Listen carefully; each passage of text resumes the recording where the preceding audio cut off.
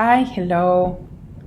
How are you? My name is Joji and this is my knitting journal that I've been doing for a long time now, but my last entry was a very long time ago. Today is Women's Day. I think it's a worldwide celebration, so happy Women's Day. It's March 8, 2023, and I am recording this in Buenos Aires in Argentina.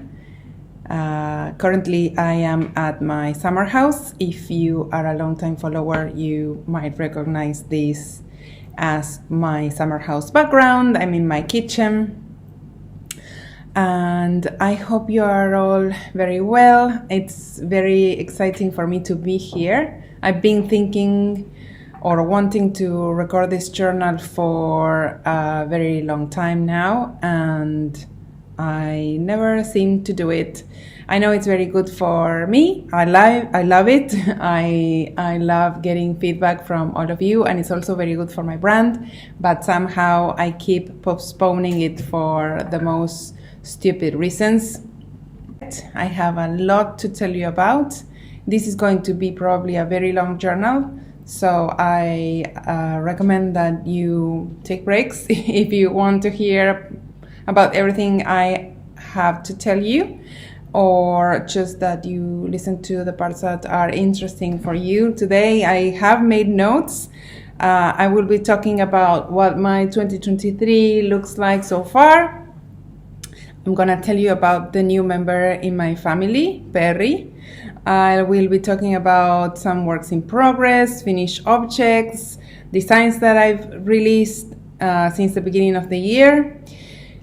I'm gonna be talking about shows, past and future. I'm gonna tell you about what I'm reading and how I am working out. And at the end, I'm going to tell you about my trips, past and future too.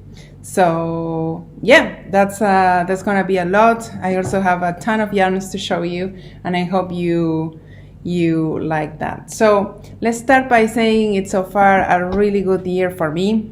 I've been having, ever since we left 2020 behind, I've been very happy and always struggling to make that happiness an everyday thing here. So yeah, it's been a fantastic year. We start the year during the summer in Argentina, so we are always at the summer house for the beginning of the year, and we were very quiet. I don't know if you know, but at the end of last year I ran a very long race called El Cruce, or the Crossing of the Andes, and I had been training for that for the entire year. And so after that race, I decided to take it very easy, and I tried to keep up with my workouts, but not very successfully. So I've been really relaxing. I've been knitting, and I've been enjoying time with my family. And as I was going out on walks rather than runs here at the summer house, one day, it was a very, very hot day, and I went out 2 or 3 p.m. because I was feeling a bit anxious. So I decided to go out for a walk at the worst time possible. I think it was definitely 40 degrees here in Buenos Aires, which is way over 100 Fahrenheit. And yeah, so I went out, and after 20 minutes or so, I realized that there's a presence that's coming along with me, and this presence is not the presence that I am used to. It's not my husband, it's not my son, and it is a dog. I am not a dog person at all. Charlie and I had our own dogs. I had a dog for 17 years, and I loved her very much. So we decided not to have pets again, and I had kept that decision until January, when I was during this walk, and suddenly I realized that there's a dog following me around. And I like dogs, And I talk to dogs and I respect dogs, but that doesn't mean that I necessarily want to have my own dog. Anyway, I saw this dog and she's like following me around, and I started wondering, how long will this dog endure walking by my side? Because I'm out for a 6-kilometer walk, which is the walk around all my neighborhood. And it's so hot. I am definitely sure that this dog belongs to someone and she'll find her way home, or that she will get tired of following me around and she will just lay under a tree or something, lie under a tree. The dog is very loyal since she met me. And she just followed me around the entire round around my neighborhood. At one point, maybe 4 kilometers in, I passed some water fountain, so I gave her some water because I was feeling thirsty and I thought she was feeling thirsty too, but I had no intentions of becoming the dog's human. But she followed me around and then she came home with me. And when I came home, I decided to give her some more water because it was definitely the hottest day of the year.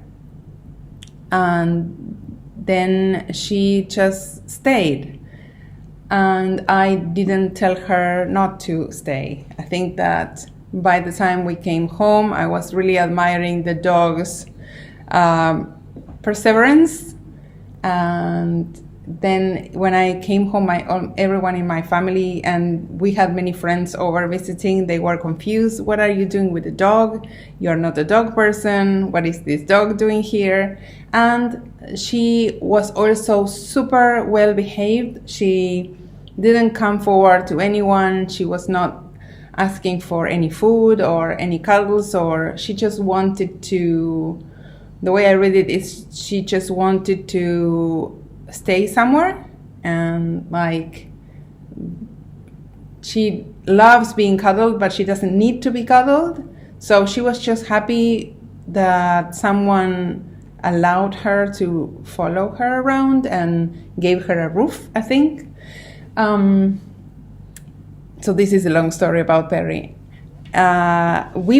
Everyone was very impressed with the dog's behavior. So we were certain that the dog belonged to someone. Someone had really educated this dog, because she wouldn't get close to the food. She wouldn't jump on people or anything. And she was very, very sweet, and she loved being caressed and cuddled, and she followed me around everywhere. So the next day she was here, she was waiting for me to come out, and we went out on our walk, and then we started looking for the owners. So we contacted everyone we could think of here in the neighborhood. It is a gated neighborhood with a small community. No one was looking for the dog. Then I looked for groups on Facebook. I tried to find her some owners, someone who was looking for a dog like her, but she didn't belong to anyone. We went around with the dog, trying to figure out if she would get into any house, if she knew her way home, but no, she just kept following us. And then I started looking for someone who would adopt her, because I didn't want to have a dog. And so, yeah, the second week she stayed here. We were talking to friends and other WhatsApp groups to see if someone could take her in, and we told everyone she's so well behaved and you love her and she gets along with people and blah blah blah. Until one day someone said, I will keep the dog, and then I realized I didn't want to lose my friend. I wanted the dog to live with us. So I talked to my husband, and then I talked to my children to see what they thought. I think that my husband and children were happier than I was to take in a dog, because I was the one who never wanted a pet. And that is how PRAIRIE became our new member of the family. We adore her. She is not a pet who will come and sit on my lap and like be on top of me all the time, because I don't like that. She's always sitting, she's now there, she's always sitting about 2 meters away from me or closer, but she's always doing her own thing. She knows that I like to be able to work and I like to be able to walk around, and she gives me my space, but we're always together. We're always in the same room, and yeah, I love her. We all love her very, very, very, very much. Perry has been my walking and running companion ever since. We go out for 4-mile runs, and then every day we walk very long runs, and she just walks by my side. It's just amazing. It's like she always lived with me here. So that is the story about Perry. Perhaps one day she will come to the podcast, but I don't think that she's very interested in knowing what I do here in the computer. She prefers to just sleep by my side because she's always very exhausted because we exercise so much. Anyway, so that's Perry. If you want to go see photos of Perry, you can find them on my Instagram too. And then I'll show you some of my works in progress.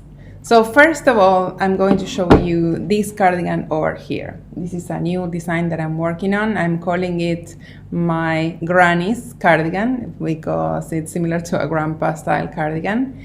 And I started this I think at the beginning of the year, in January. This is the body portion of the design. It has been blocked because I wanted to check the measurements and see if I had actually achieved the gauge that I was going for, which I did. This is an all-over cable pattern, but it only has 2 styles of cables, so we have diamonds and just ropes. Which is easier for me to grade because, as you can see, I am adding simple ropes on the side for my size, and then for the larger sizes I will add either more rows or more ropes or a diamond and more ropes, but I will play with all the same types of panels. This is a satin sleeve, but I haven't yet added the sleeves. The sleeves are going to be also seamless, and it is a V-neck. I will add a button band at the end. It will also have pockets, but the pockets will be optional, so I'm going to work patch pockets and sew them on top of the cardigan when I finish. And the sleeve, as you can see, I don't know if you can tell just by looking at the design, but this is a deeper than my usual armhole. I'm gonna try the sweater on. So I normally don't make my sleeves so deep. I'm making it deeper because I want my sleeve to be bigger also, to have a more oversized, casual, cozy feel. So this will have also bigger sleeves than my usual. The yarn that I'm using is this. I don't have a new skein with me to show you. This is the Bien Aimée Corrie Worsted, and it is a DK weight, even though she calls it a worsted. I will say it's a light worsted or a DK weight. My gauge with cables is 26 stitches to 4 inches, and this colorway is called Coquelicot. My camera is not picking up the colors great, but it is a tomato red. Yes, I'm very happy with this color, even though red is definitely out of my comfort zone. I think that the color is fabulous. Lastly, I'm going to finish off this cardigan, probably, but not surely, by adding some flowers in the center of the diamonds.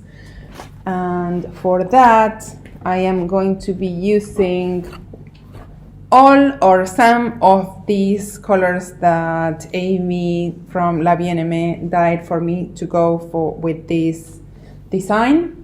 So she brought this when we met, and this is finer yarn because they don't have mini skeins of the Corrie Worsted. So this is the Helix base, and Helix is Falkland Merino and Gotland wool, so it's also 100% wool. Truth be told, I am not that discerning on about wool. You know, I'm not into all the super technical stuff about the different wools. I know that there are huge differences, but I don't think I have the palate to taste all the differences. So for me, this is similar enough to the yarn that I'm using. Sorry, all the yarn nerds out there, don't hate me. This yarn, the Corrie Worsted, does feel a lot like the type of yarn that my grandma used when she made sweaters when I was younger, or my mom when they used 100% wool. They probably, the only thing that they could get was Corriedale. Merino was not available for us. It was either too expensive, or I think that Argentina mostly exports all the merino wool that we produce here locally, so it's not easy for us as Argentine people to have access to all the merino that we produce. So Corriedale or Lincoln sheeps are very common types of wool produced here, so this feels oddly familiar to me. I wonder where the wool comes from for this Corrie Worsted. And then this, I said, is Falkland Merino and Gotland wool. So I know about this species, but I don't know what makes this mix special. I would say it feels very similar to the Corriedale, a bit softer than the Corriedale. So these colors, as I said, I don't know if I'm going to use 1, 2, 3, or 4 of them. I'm going to try a few samples and see what I like. But these colors, if you're interested, are Lichen, Goldenrod, Fluoromorganite, and Emeline. Yes, there you go. So this is my biggest work in progress. I haven't made much progress lately because I stopped here, and I am forcing myself to write this much before picking up the stitches for the sleeves, because I tend to just move on to the next step because I will remember what I'm doing and then I won't. And I also want to start grading this piece before moving on to the sleeves, because I know that grading is going to be very challenging for an all-over V-neck, all-over cabled V-neck. So I want to do that, and then I will have more stamina to calculate the sleeves for this cardigan. So I am making a new sock. This is a simple sock. I didn't finish my row. And this is a very, very special sock because it happened because I lost my other sock. So first of all, let me start by showing you some beautiful project bags that I received from my student. I'm going to tell you about my classes later, but during one of my workshops I met Cassandra, and she made 3 project bags for me and my mom. So this is my mom's project bag. I have to give it to her. It was just living in my suitcase for a little bit. This is my mom's project bag. This is one of my project bags. And the other one had inside a sock that, okay, so I agreed to design a sock for a collaboration.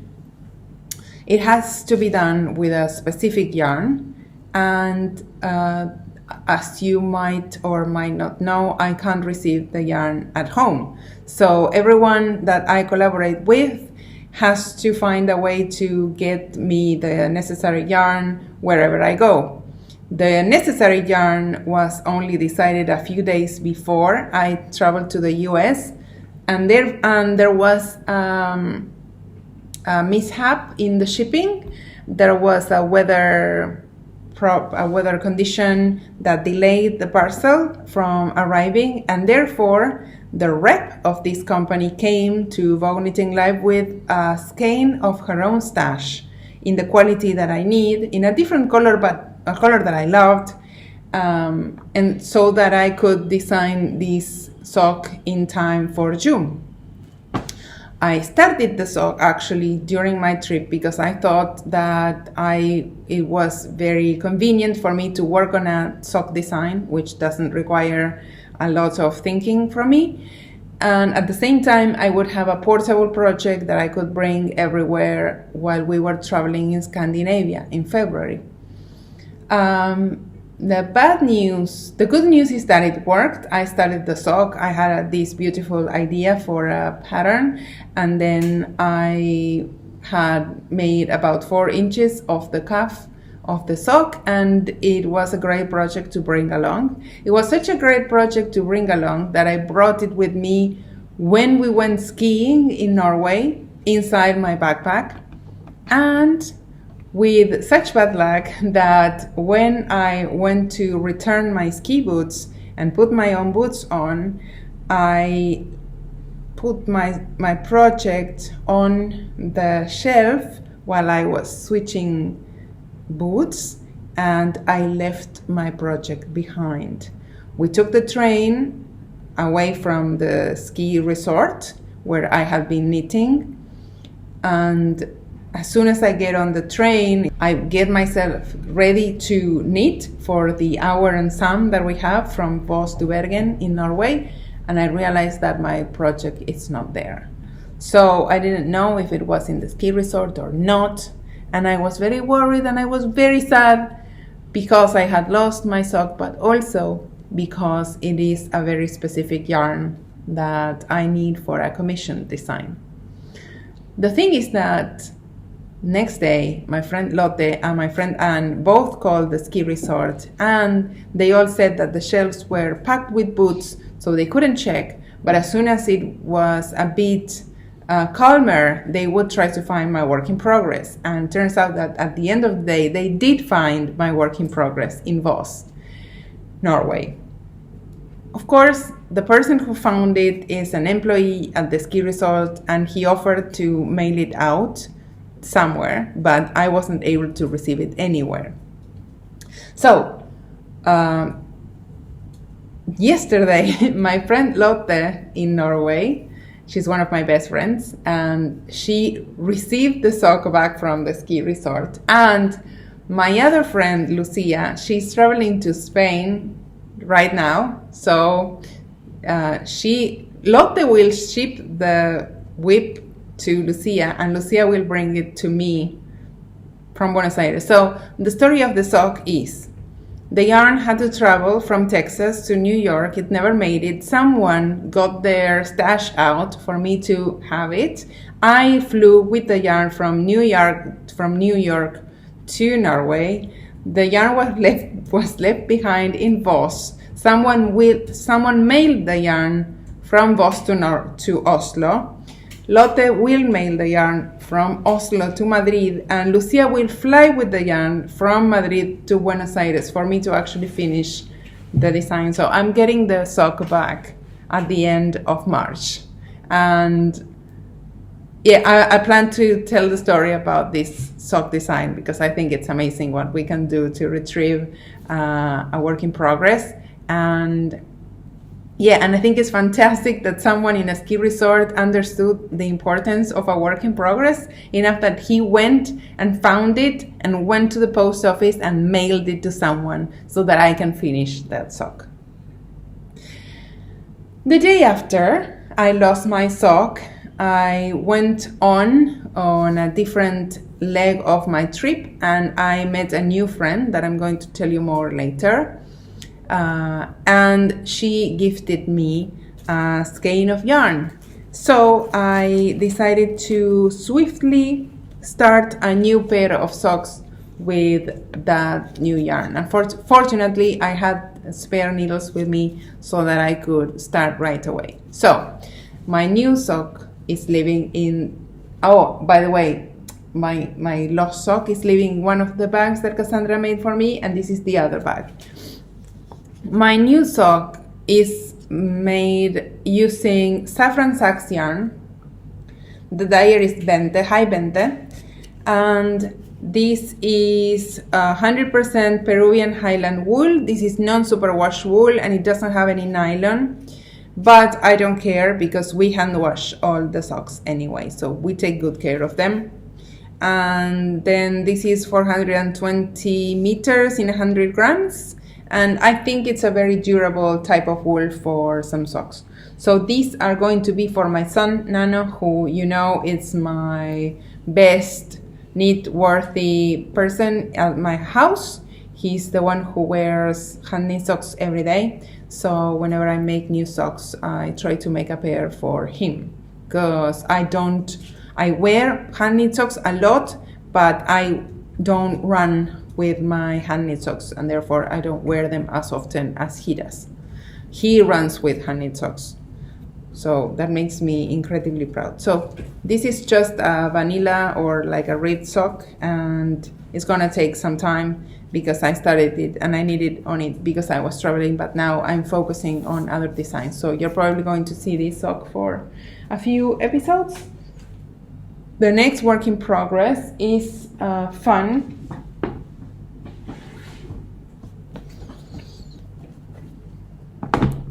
This is a new jumper that I decided to begin because I was too tired mentally to write the instructions for the red cardigan. I needed a mental break when I got home. It was everything very overwhelming, and but I wanted to knit. I wanted to knit stuff, and what tends to happen when I feel that way is that I am too tired to write something complicated, and then I go and knit on socks that are not work, the socks that I can't publish because then they are vanilla socks.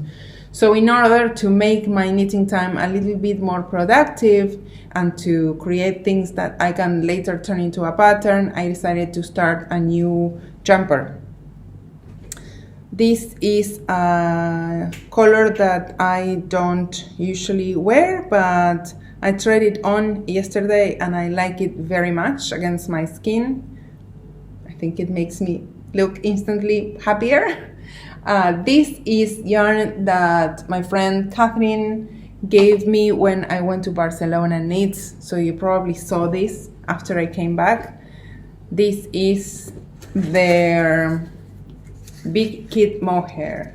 This is a thicker mohair, 78% mohair, 13% wool, 9% nylon. So this doesn't have any silk in it, it's just mohair and nylon. And this is a DK weight with a put up of 200 meters per 100 grams skein. And I don't know why they call it a DK. I don't know if it's because it's 200 meters per 100 grams. I have no idea, but this is not, to me, this is not a DK weight yarn at all. I am using size 10.5 needles, so that is 6.5 millimeter needles. And my gauge is 12 stitches to 4 inches, so you can imagine how quickly this goes. The color is called Wild Orchid, and this is where I joined the second skein. So also it goes a really long way. I have 4 skeins, and initially I thought, I don't know if I'll have enough. Well, this is how much I've used of the second skein. Look, this is a new skein, and this is my second skein. And I have 4 of these. So I'll definitely have enough. My idea for this pullover is I am going to make a solid and simple body. This is boxy-ish. Yeah, it's quite boxy. This is a boxy pullover with a deep armhole. So also I'm going to make some big sleeves, which is the thing right now. And the sleeves are going to be patterned, but the body is going to be all plain stocking stitch. And I'm going to add like a thicker neckband, but not a turtleneck, like a mock neck. I think it's mock neck. And then, yeah, I have to finish the body a little bit more, and then, oh, sorry. I tend to snore when I talk a lot. And then I'm going to add a ribbon band underneath. So this is, again, this is Vogue Collection, Big Kid Mohair in Wild Orchid, and it goes a very long way. I would say this is a chunky yarn, even if it's very light. And I mean, I suppose you could knit this at a tighter gauge, but I don't know why you would, because this is not loose gauge at all. I mean, this is a lovely fabric. And yeah, you know, I like to study how mohair feels in my hands. Last year I did a comparison between some mohairs that I had. This mohair doesn't have any silk, so I'm comparing it with other projects that I made using 2 strands of silk, lace silk mohair. And what I like about this is that it won't drape that much. When I use mohair silk, it tends to be drapey and have, you know, a different effect that I love for garments. But this one, I kind of want it to be puffy and airy and lofty. So I actually like it very much that it doesn't have any silk in it. So we'll see how I keep doing with this one. But I highly recommend that you try this yarn or similar yarns from, or similar base from other brands. And then my last work in progress, it's not technically a work in progress yet. It's only a swatch, I would say, and this will be knitted by my mother. Hello, Mom. And I asked Mom to make a swatch because she, you know, that she always loves helping me with my work. And so I want to make, I don't know if you remember, guys, that I am still working on a collection using fuzzy yarns. I don't know when that will be ready, but as you can see, I am constantly adding little pieces to my collection. And this is going to be part of that. So I want to make a pullover using mohair and merino bases in the similar color. What I am using right now, I don't have the tags, but this is Frida Fuchs mohair and single ply merino. I don't remember the colorway name, but it's something dark. And so Mom made first a swatch using 3.5 millimeter needles, and we both agreed that it's a bit too loose for a pullover. So then she swatched on top using 3 millimeter needles, and we both really like it better this way. So now I have to bind off this swatch and measure it and write the instructions for Mom to make this pullover, which I very much like the way it's looking. The swatch. Yes. So those are my works in progress. Lots going on, and I have to start new things soon for collaborations. Then finished objects, I only finished one shawl that I was making for a collaboration with MYAK. I don't know if you remember, but I will be teaching at a retreat in Italy in June. So not long now, only 3 months to go. I am super excited about that. And I have designed a shawl, and I have to design a pullover for the attendees to see first. But then the patterns are going to become available for everyone as soon as I finish working on the other design that I have to work on. I'm going to show you the yarns.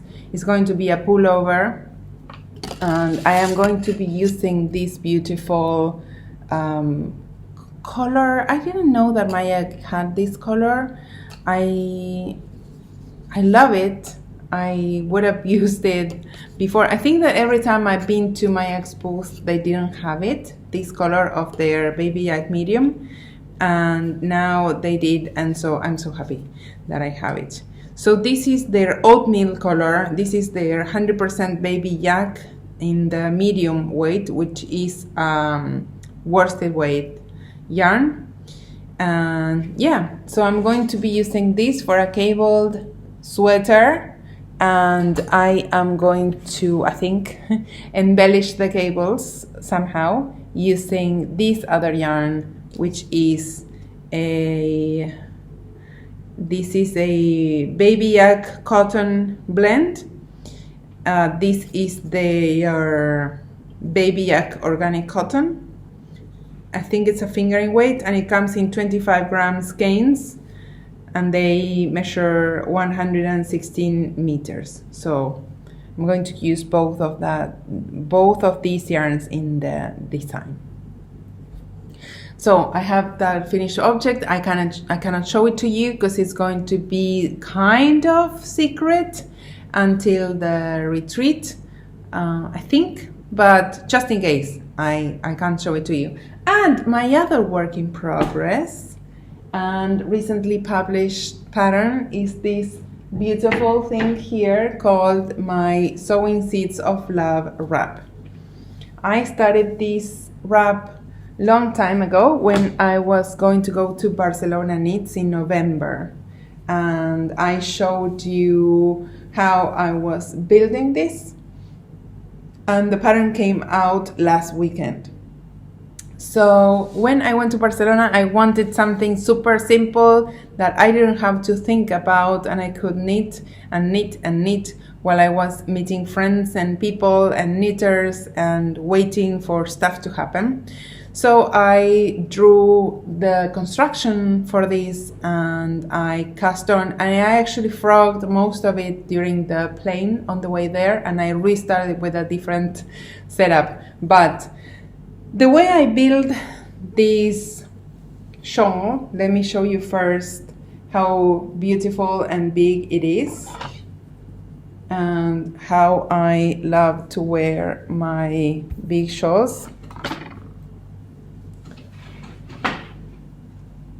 So I like big rectangular shawls because I feel like I can really cover myself and wear them sort of as a cardigan, like this. So I'm covering my back too. And if I am going to a party or somewhere where I don't really want to wear a cardigan because I'm either wearing a dress or something fancier, not that that happens here in Argentina anyway, but I have these wraps and I do wear them like this, and I like them very much. And so also I can like wrap them like that and be cozy, showing the interesting parts. Or what happens most of the time anyway is I wear them as huge scarves, which are very, very lovely and interesting and warm. And wearing the shawls as scarves doesn't really mean that you are not showing any of the work. It just means that most of the shawl pieces will be wrapped around your neck, warming you up, but then you have the tails where you can really show what's happening and all your hard work. So all the hard work of this shawl, as you can see, it's on the ends. The main sections of the shawl are just garter stitch and stripes. And yeah, I want to show you how I built this. I cast on here and I made a band where I'm increasing stitches. Forget about the lace. I first made the stripe section until I finished the increases here. Then I worked a straight section in just white and green. By the time I reached a certain amount of stripes, I switched to the other two colors and I worked the straight section, and then I decreased stitches until I reached again the other tip. Then I made an identical piece. I started with the green and white and it's an identical piece. And when I finished those two pieces, I picked up the stitches with this fifth color, the beige, and I joined them. I joined them here, and then I worked these triangles in all the colors. So it's really fun. I love building rectangles using different shapes and different ways of joining the pieces with grafting or picking up stitches or decreasing or increasing to change the shape of the things that I have in my hands. I really like the way the shawl turned out. I wanted to bring it with me on my trip, but I hadn't yet published the design, and I was bringing almost 30 samples in my suitcase, so I couldn't really justify bringing another sample just to show it around, being that the pattern wasn't finished yet. So now I get to show it here in the journal, and I hope you like it. It's called Sewing Seeds of Love, and it is on Ravelry and on my website jojiknits.com, and it uses 5 colors. I used completely different yarns. I didn't have a kit. I went to my stash and I handpicked 5 colors. I started with 4 colors, but then as I was finishing, I realized that I wouldn't have a lot of yarn left if I only used 4 colors. I was becoming very close to the end of one of my skeins, so I decided to add a 5th color that would bring all the colors together, and then it would give me a bit of breathing space. So the 5th color that I add is the beige gray color that sort of unifies all the other colors. And the yarns that I use are the beige or grayish is Kitten, the yarn is Madeline Tosh Merino Light. The same base is this green, and it's their jade color. This is Life. Where's that bird? I think there's a bird inside my house. This is Life in the Long Grass singles, and the color is Wolf. This yarn is Fuse Fiber Studios, and the company has closed ever since, so you can't buy this yarn anymore, but you can replace it with any color and any base you like, and the color was Forge. And this beautiful yarn is from my friend Danica from Nature's Luxury, and this is their on stage long metrage in the color Marigold Hotel.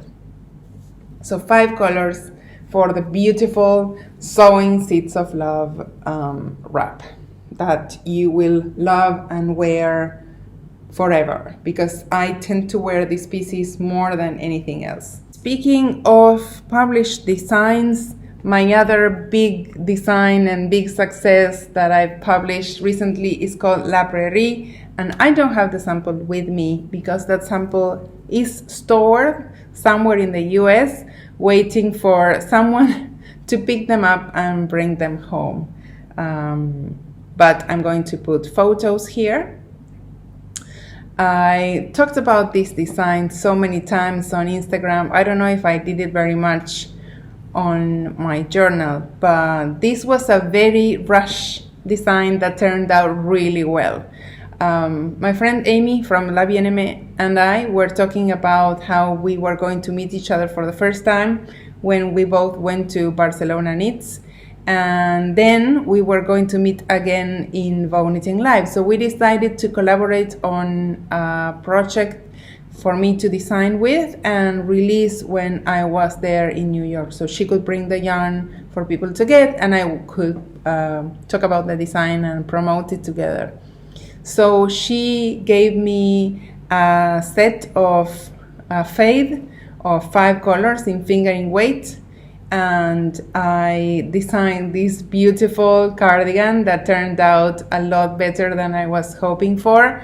I think that I showed you guys the swatch that I was making the last time I recorded. As you can imagine, everything went really fast ever since my mom helped me knit that sample. I couldn't have done it myself. I am a much slower knitter than my mom. But I was diligently writing the pattern and grading and tech editing, and we even had a few test knitters finish their samples in time for the release on February 8th last month. So yeah, I'm super grateful. The sweater looks very complicated, but it is an elaborate stitch pattern, but the construction is super simple. So it's just rectangles and squares, and you keep working the same stitch pattern all the time. The stitch counts don't change throughout the entire cardigan. There are no short rows, nothing really complicated. It's just the attention is on the stitch pattern and the colors, and therefore you don't need a lot of detail in the shaping. I give instructions for color changes separately. So also, if you want to make this as a solid pattern, you can just follow the pattern without changing colors, or you can maybe use more colors or fewer colors. As I said, I used 5 colors, so half of the sizes will use 1 skein of each color, but half of the sizes, the larger sizes, will need 2 skeins of each color. And so, of course, for those sizes, it's a much bigger investment. For knitters, they have to buy 10 skeins of yarn. So another idea that I suggest is, if you can talk to your local dyers or your yarn shops, or you can go to your own stash and put together sets that are maybe 6 or 7 skeins, then you don't have to buy 2 skeins of each color. You can change the instructions for the color changes to make them a little bit shorter, or the color repeats, and then you can use more colors, and then you will have more yardage to finish your sweater. It's been a great success. I love it when dyers become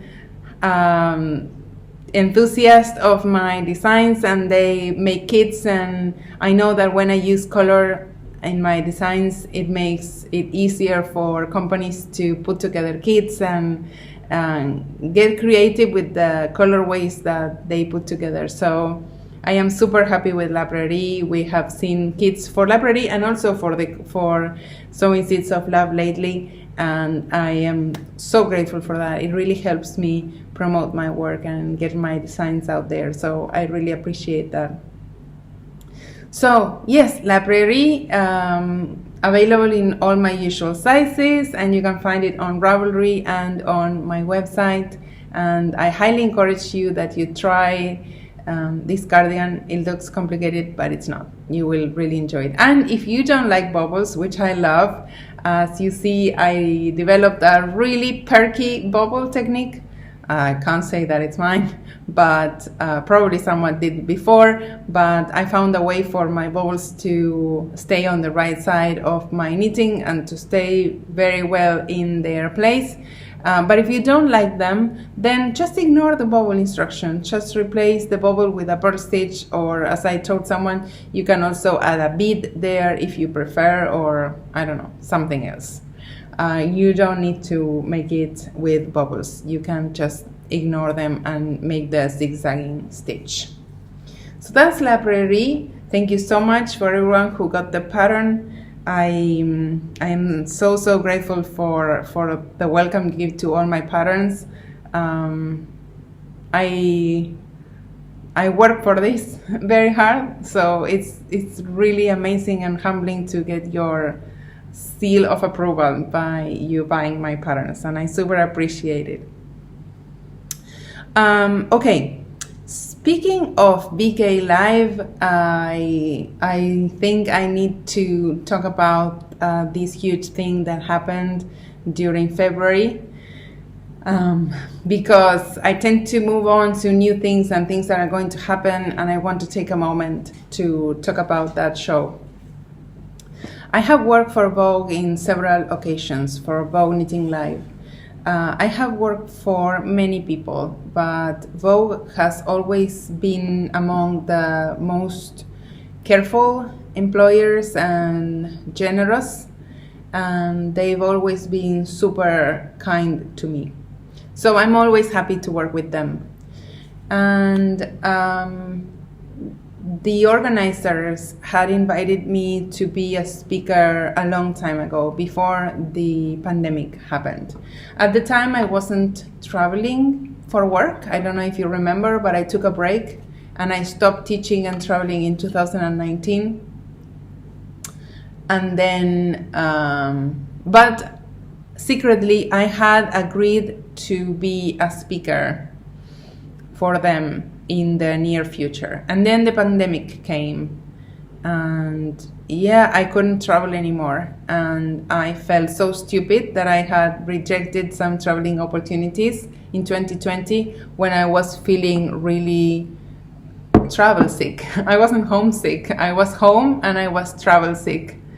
And so when they kept asking me to be a speaker, in all honesty, I think that after 2020 I changed a lot my personality, the way I perceive myself, and what I don't think less of myself. It's not like that, but I don't think that I need to do as much as I was doing. I'm kinder to myself.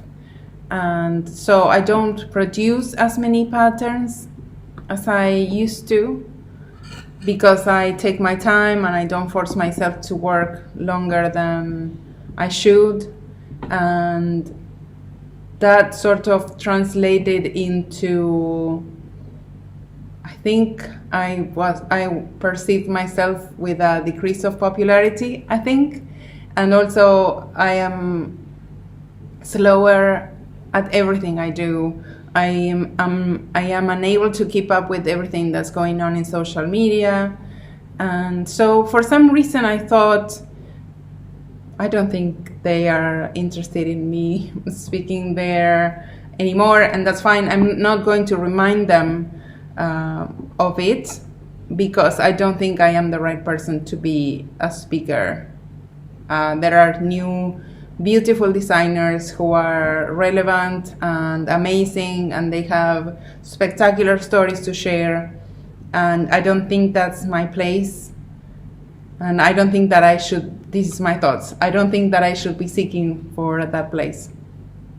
And you know, time went on, 2020, then 2021, they asked again, and I thought that they were doing it because they felt committed to me. So I said, don't worry if you don't want to, I'm perfectly fine not doing it.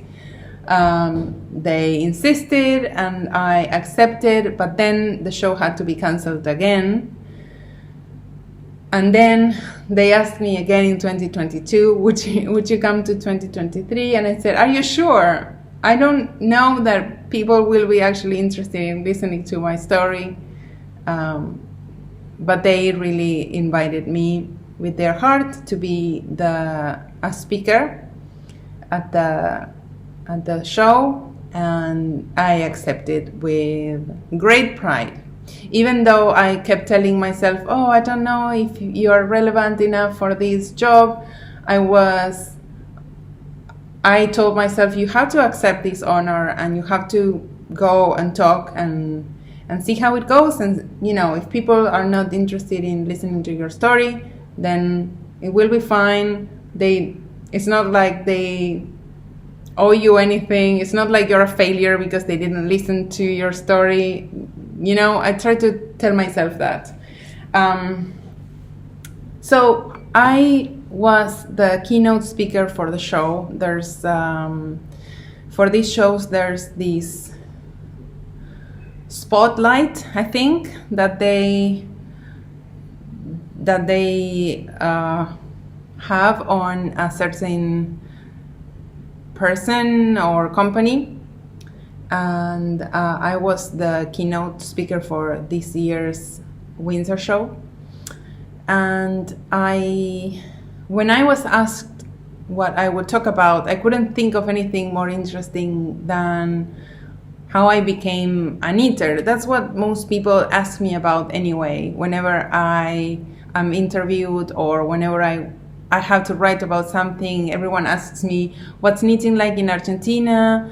How did you learn to knit? How did you publish your first pattern? And I was really interested, or I really wanted to put everything together in one big story. So I wanted to go back to, instead of having to write a short paragraph for a magazine or like a short sentence for a piece of a podcast, I really wanted to tell everyone there how are things really in Argentina from my point of view, not answering to someone's perception of what Argentina is like. And so I wrote my story and I wrote a talk and I rehearsed it a few times, and I had to give that talk on Saturday night of the event. And it was just way more than I expected. I hadn't rehearsed with my family, so my husband and kids were there and they were listening to the speech for the first time, and everyone listened to my story, I think, or many people listened to my story. I don't think everyone listened to, but many people did. And most importantly for me, my family were able to come with me to this event, and they were sitting there. So I could also tell this story to my family who already knew the story, but perhaps they hadn't had a chance to put together how I feel about it all after all these years working as a knitwear designer. And my kids, there were many things that I talked about that my kids had no idea about. I talked about mental illness.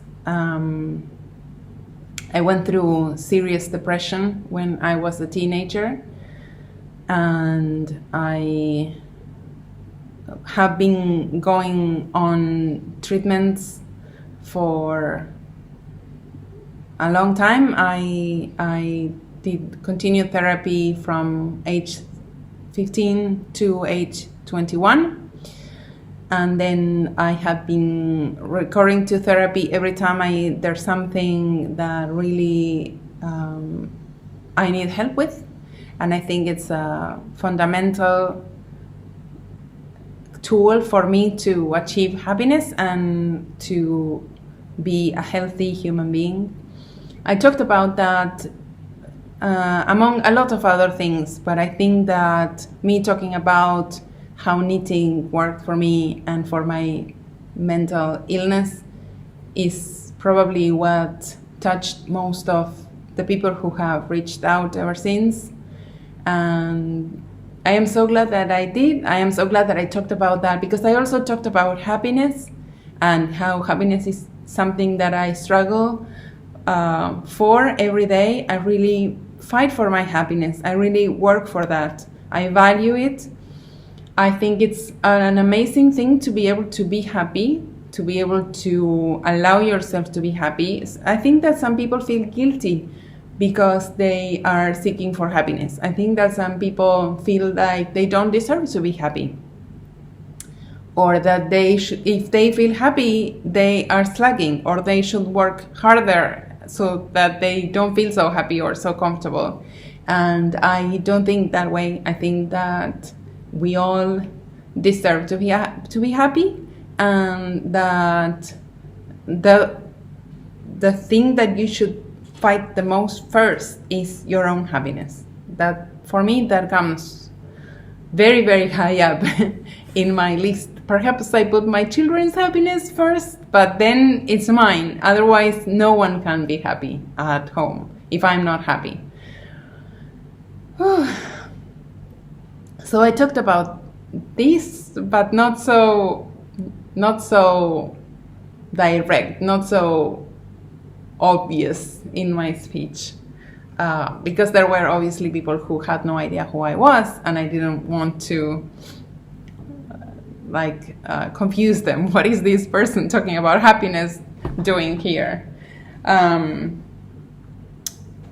I am truly grateful that Vogue gave me that opportunity and that microphone in that dinner, because I have never felt more proud of myself than when I came down that stage and I was able to tell that story of how I came to do what I do, because it's such a simple story. It's not like something magical happened to me, truly. It's something, it's a normal person's story that could have happened to anyone. But it happened to me that way.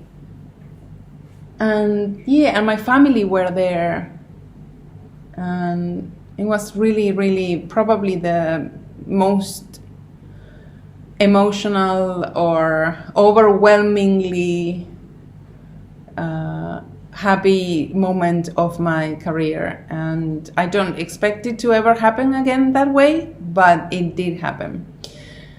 If you want to hear the story and if you want to see the speech that I gave, Charlie, my husband, recorded it with my phone. The recording was done just so that we could send it to my mother. And so it's not very nice. It's shot from my side, so you won't see my face all the time, but I have edited so that you can also see the slides that I was talking about when I was giving the speech, and it's in the previous video to this one. So you can, if you go to my channel, the previous video is my speech. And I hope you enjoyed. I hope it touches you. It's very, very intimate and it's very sincere. And perhaps you will know a few more things about me that you don't know. However, if you do watch this journal, you will see that it's the same person talking there that is talking to you today. Because I also talk about a lot of personal stuff here. But I was just wearing a nicer dress and more makeup that day. I also taught 2 workshops in Vogue Knitting Live. One was Sweaters That Fit, which is a class that I always teach and it always sells out. And we have a very good time with my students every time I teach it. And then I taught a workshop together with Frida, which is very similar, but we work based on a pattern which is called Knit Your Perfect Sweater, and we teach it together with a pattern that was especially designed for that class. I met tons of people and I brought tons of yarn. But after going to VK Live, we went on a 2-week holiday to Scandinavia and I couldn't bring much with me. So some of the yarns that I was gifted and given are not here with me today. I packed some of those yarns and I put them into a box and it was shipped to Miami. And my husband is going to travel later this year and he will bring a suitcase with all my samples and the rest of the yarns that are not here with me. So there are some gifts and some yarns that I am not able to show you today. The yarns that I can show you today were, the MYAK yarn came from New York. I also met Rachel from Moondrake Yarn Company, and she gave me some of her new bases because she knew I was working on some fluffy projects collection. This is her Moko Moko base, and this is amazing. This is 80% merino, 20% silk. This has no mohair in it, so I can't wait to try it in pullover. I think some of this is still in Miami. I only brought 2 skeins with me so that I could swatch it. This is 50 gram skeins, 164 yards, and the colors are naked and void. Love them. She also gave me some of her Fua. This is 70% brush cashmere, 30% superwash merino fingering weight. These are also 50 gram skeins, 315 yards, and the colors are sand and lichen. And she gave me another color, I think it was brown, but I packed it and didn't bring it home. And I also got some sample yarn from Magpie Fibers. This is their plume, and they came especially to give me some of these so that I could try. They gave me 4 colors, but later during my trip I met someone really special and I didn't have a gift for her, so I gave her 2 of those skeins which were really special for me, so I gave them to her because I think that with 2 of these I already could try the yarn. And this is 75% cashmere, 25% silk, and these are 25 grams, 315 yards, plume. And the colors are tactical. I love it. Tactical. This is a great color. And this is also a great color. And this is Velvet Underground. I love these 2 colors very much. So that's what came from Vogue Knitting Live, I think. Then, let's see. Okay, so that's past shows. About future shows, I already told you about Italy, and I can't yet announce anything, I think. But the good news is that after over a year trying for it and doing all the paperwork that people from Latin America have to do to get our visas to get anywhere, I have been finally granted my visitor's visa to Canada, which means that I can visit the country if I want to go on tourism, and my visa was granted for 10 years. So I've been clear for that, and it might or might not have to do with future work that I am planning in the future. So stay tuned. I will tell you more as soon as I can. Then what I am reading 2 books. One of them is called Las Señales de Calma, or The Signs of Calm. This is a book that my friend Gerard lent me because we have both become dog owners recently, and it's about how dogs show us with their body language that they are anxious, and how they show us that they are trying to calm us, and how we can use these signs also to calm them. It's very interesting read for dog owners. The author is Turid Rugas, and she's Norwegian, so I'm sure that you can find this in English too. It's a very good read. And then I am listening to Someone Else's Shoes by Jojo Moyes. I am really liking this story. It's a very interesting story about 2 women who live very different lives, and suddenly for a specific reason their lives change very suddenly. And I am very much enjoying it, which is good because I've listened to four bad audiobooks that I didn't like, and this one I really like. So if you want to listen to something nice, you can give this one a try. I really liked it. Then let's go back to my notes, because soon I will have to leave, otherwise my husband will leave summer house and leave me here.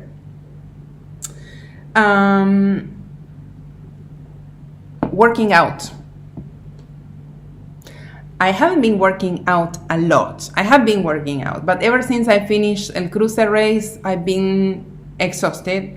And I'm not exhausted anymore. I was exhausted, I took a break, and then after the break, it's been really hard to go back to my very demanding workout routine. We came back to the city 10 days ago because my kids started school, and so I have been trying to go back, but also I have PRAIRIE now, and PRAIRIE runs with me, but she jogs with me, and she can't really, I'm not sure that I should run with her longer than maybe 4 miles. So I normally do workouts that are longer than that. My usual running time is at least an hour or 10K. And so during the morning, I can't run more because this is PRAIRIE's time. So I walk with her maybe 20 or 30 minutes until she smells everything. She does number 1, number 2, and then I talk to her and I tell her, okay, now we're gonna start running, and she gets very, very happy, and then we run 4 miles, and then we finish and she's very, very happy. We drink water, we get back on the car, and we drive from the park home. But that is not really a workout that allows me to prepare for longer races like I did last year. So I'm still trying to see how I fit my running in my new schedule. I think that I have to take my mornings with PRAIRIE as regular recovery runs, but then in the evenings I will have to add a lot to that, maybe somehow like shorter but more intense workouts. We'll see. I have to figure that out. But yeah, I'm starting to go back to my running. I had signed up for a race that I have to run in 10 days. It's 27 kilometers mountain race. There's no way that I can finish that distance in my current state. So I plan to do a very, very brisk hike, which will be fine because I don't care I don't care about pace or finishing or whatever. I'll just go there and have fun. It's a place that I've never been to before, so I know I will enjoy it. And then lastly, I wanted to talk to you about my trips, my traveling. I'm going to do it very, very fast. I've been to Scandinavia and I saw the Northern Lights, and it's been amazing. It's been the most wonderful experience. We chose to travel to Tromsø in Norway because we knew that it was where we had the most chances to see the aurora, and it happened for us. So we built a whole trip around Tromsø. We, of course, traveling from Argentina, you won't just go to Tromsø and back. So we built a whole tour. We went to Oslo and we saw my friends Lotte and Tuva. In Oslo, Lotte and Tuva were our guides, and I had been to Oslo before, but my family hadn't. So, sorry, I'm picking yarn that Tuva made for me. So we got to see it again. I got to see it again. They got to see it for the first time. We also came with my niece and nephew and cousins. And my friend Tuva is the dyer behind Norne yarn. And we made a swap. Let me see. We made a swap. I brought her Joji & Co bags, and she made yarn for me. So first thing she made is a combo for a pullover that I want to work on this year for my Fuzzy Yarns collection. And it's this Mohair and this beautiful single skein yarn, which I love this combination. This is very me. And this is her singles. It's merino, silk, and yak. And this is 120 grams per skein, so 480 meters. These are big skeins. And the color is called Hugin and Munin. This is Tuva's beautiful, beautiful tag. She's in Norway. I don't know if you know her yarns, but you should try them. I'm just saying so. She is my good friend, but she also has a stunning color sense. Everything's moody and dark, which suits me so well, and all her bases are handpicked with the most excellent taste. Then I'm probably going to tell it wrong, but I know that this tree has something to do with Norwegian mythology and their roots. I don't remember exactly what it was. I am reading a book about Norse mythology, but I haven't gotten to this tree, I think, so I can't remember. I think that Hugin and Munin were the crows or birds on Odin's shoulders, I think, but I don't remember. I might be wrong. Yeah, but all of the colorway names have something to do with old Norwegian history or mythology in Tuva's collections. Then the mohair is lace, kid silk, 72% mohair, 28% silk, so a high silk percentage. And this is called dragon gold, beautiful. So those two will go together, and I have 4 skeins of this. I only brought 2, and this is the same base, the singles that I showed the black, but this is called Irish gold. Love it. This is probably going to be a lacy cardigan, I think. So after that, we went to Bergen, where I hiked and had fun and explored. I met Anne, a knitter from Bergen, who gifted me some beautiful yarn that I put inside the project bag that I lost, but will soon retrieve. So I can't show you yet. And then we went skiing. Then we went to Tromsø, where I met Annelise. Annelise is a follower on Instagram, and she had been sending me the best advice, and she was very, very kind. And she kept telling me, if you guys don't know what to do, if you guys want to wait for the Northern Lights, I live in a place where you can really see them from my backyard. A lot of tourists come over here, so I can show you where. And we really had nothing to do in Tromsø but wait for the Northern Lights to show up. We had been to cities already. We had been to Oslo, we had been to Bergen, so we were not really interested in doing any like shopping or walking around the city. We had an Airbnb in the mountain area, so we really wanted to stay away from the city so that we wouldn't have light contamination, and we could see the sky in its dark state. So we decided to go to Annelise's place, this follower that I had never met on Instagram, and we just drove to her place, and we all came out of the car, and her family was there. It was very late at night. I told her, I think we'll arrive by 10 p.m. Oh, we don't care. We're always up late. So we drove there, and they just welcomed us into their place. They made us coffee, and they gave us some snacks, and we started chatting, and there were friends, and everyone was giving us advice on how to see the Northern Lights. Actually, the forecast was terrible for that night. We had no hopes of seeing them, and we had paid for a tour to see them, and the company canceled because they said that we had no chances of seeing the aurora.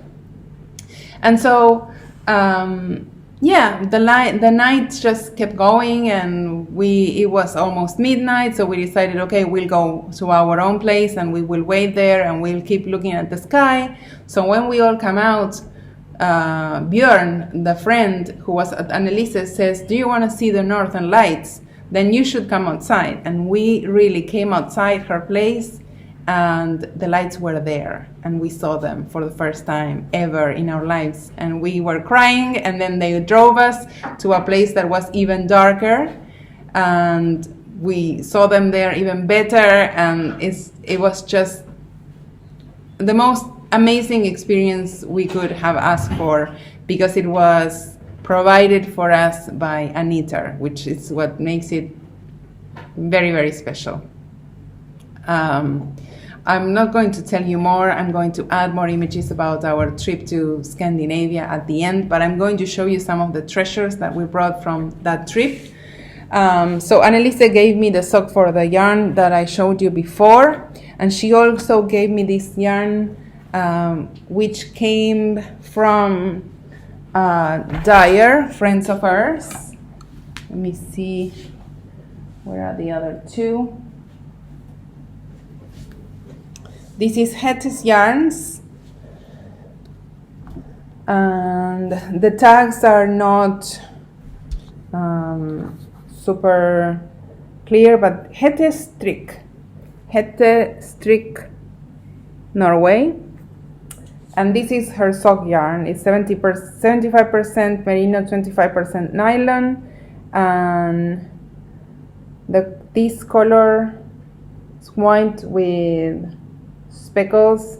Is called Al-Bueskiel, I think. And this is a very similar colorway, but with more blue. And this is called Runskaten. I have no idea. But thank you so much. I appreciate these. And they are perfect for socks. And the third skein is alpaca and silk, I think. And the colorway is called Angel. I think Angel is the base. Oh, Haustrat is the colorway name. Haustrat. And let me see if I'm forgetting anything. Yes. So then after Tromsø we went to Stockholm. We only stayed there for 2 nights, and then we went to Copenhagen. We only stayed there for 2 nights. We were doing like short sightseeing city tours. But in Copenhagen I met my friend Lotta, who I really love. She's the yarn shop owner of Elk Market Yarns, and she's now dyeing her own yarns. Her yarn brand is called SOWING, and she gave me this beautiful trio of yarns from Sweden. This is 70% baby alpaca, 20% silk, 10% cashmere, and the base is called Light Fay, and the colors are Ulven, Selkie, and Svartgullen. So I think that's it. I hope those who follow me on Instagram, I hope you enjoyed me journaling live and showing you the places that we were visiting. If you want to check them out, I have saved all my stories from that trip to my Instagram highlights, and you will find 3 highlights: one for New York and the first part of Norway, one for the second part of Norway, and another for Stockholm and Copenhagen, and then we came home. Our next family trip is going to happen soon, in April, for Easter. We are hopefully going to go to Peru. The situation in Peru is very critical, so we don't know yet if we can go, but if the political terms are good, then we will try to go and walk the Inca Trail. So I hope I can show you that, and I for sure will have to think of something to knit while I am doing that hike. Perhaps the socks that are coming from Oslo will come with me to Peru, so that they have actually traveled all over the world. I hope you enjoyed today's very long journal, and I hope to see you again sooner rather than later. Bye!